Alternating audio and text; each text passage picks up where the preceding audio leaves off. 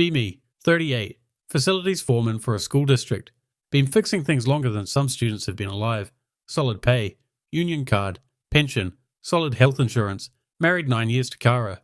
Used to be funny and bubbly, could make cheap tacos taste gourmet. We laughed more than we fought. Then somewhere between let's paint the nursery and let's refinance, she switched life to hard mode. New obsession. Her sister's husband, Jake, regional sales representative, walks like his cologne has stock options, talks like a podcast no one asked for, makes good money, gone constantly, but her family worships him like he invented ambition. Kara starts comparing everything to Jake. Jake got promoted. Jake bought a new SUV. Jake's kids are in private school. Our kids think I'm amazing because I bought Capri Suns in bulk and was around for their birthdays. Christmas at her parents'. I buy Kara a necklace she mentioned months ago. Book a weekend trip. Cook her favourite meal. Jake shows up late. Drops a Louis Vuitton suitcase on the floor. Kara stares like she just saw God. That's when it starts up again. And it doesn't stop. I build her a garden bed by hand. Stained, sealed, level. She says nice like she's grading a middle school project. Try to keep up. Extra shifts. Weekend fence jobs with my buddy. Money disappears into seasonal decor and self-care. Plan date nights. Cook dinners. Buy a fancy wine aerator. Nothing lands unless it has a logo. She wasn't always like this. Used to brag that we were debt-free. Now she's keeping up with the Joneses like it's a sport I didn't sign up for. Try talking to her about the debt we're building. She shuts it down completely. Jake becomes the invisible third in our marriage. Jake says we should all think bigger. Thinking bigger got him a $50,000 credit card balance and a wife taking night classes to fix it. Debt we're not meant to know about. Because it hurts their image. My wife would always say, you need to spend money to make money. Somehow it still puts Jake on a pedestal. Turns out Jake's wife, Kara's sister, was actually trying. Working full time. Taking an evening business course to climb out of their debt. Respectable, honestly. Kara offers to help with the kids a few nights a week so her sister can study. Seems wholesome. Then the cracks start. Kara starts dressing nicer to help with the kids. Extra perfume.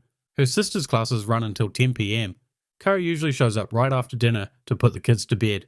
Sister says the kids are always asleep by 8, so Kara's basically just house sitting after that. January rolls around. I find a $10.99 for home staging and design. Apparently she's doing side work with her sister. That's great. Extra money. But why hide it from me? Then I find a separate bank account she didn't mention. Not fine. Confront her. She says, I didn't tell you because you'd ruin it with negativity. I say, negativity?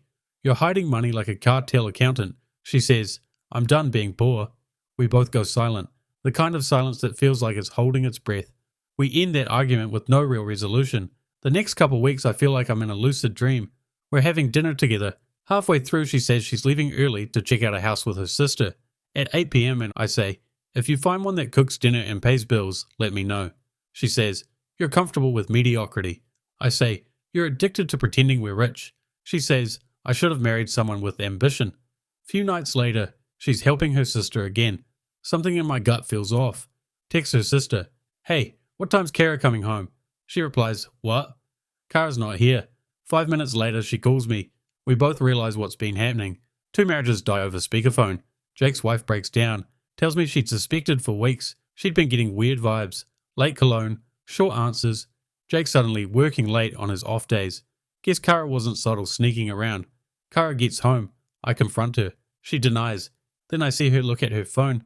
Must have been a text from Jake. His wife probably already confronted him. Then she just fully confesses. Says, you stopped trying years ago. Jake is motivated. Told her I worked extra hours so she didn't have to. She says, I didn't want money. I just didn't want poverty. Anything but working a job. Things get cold fast. We still live under the same roof for a month. Feels like sharing space with a ghost who still uses my Netflix. She moves like a tenant. One night she asks if we can try counselling. I ask, you mean like the kind you should have tried before blowing up 2 marriages? She goes silent again. Should have charged her rent. Wants to sell the house. I offered to buy her out. Keep the kids stable. She refuses. Wants to start over. New zip code. No accountability. House sales. Kids cry in the empty living room. Kara says, you'll thank me for pushing you. Yeah, into therapy maybe. Erin and I keep in contact. Jake's ex-wife, my ex-wife's sister. We end up trauma bonding. Start dating 6 months later after we're both semi-healed. Meanwhile, our exes were dating during those 6 months. That crashed and burned over money.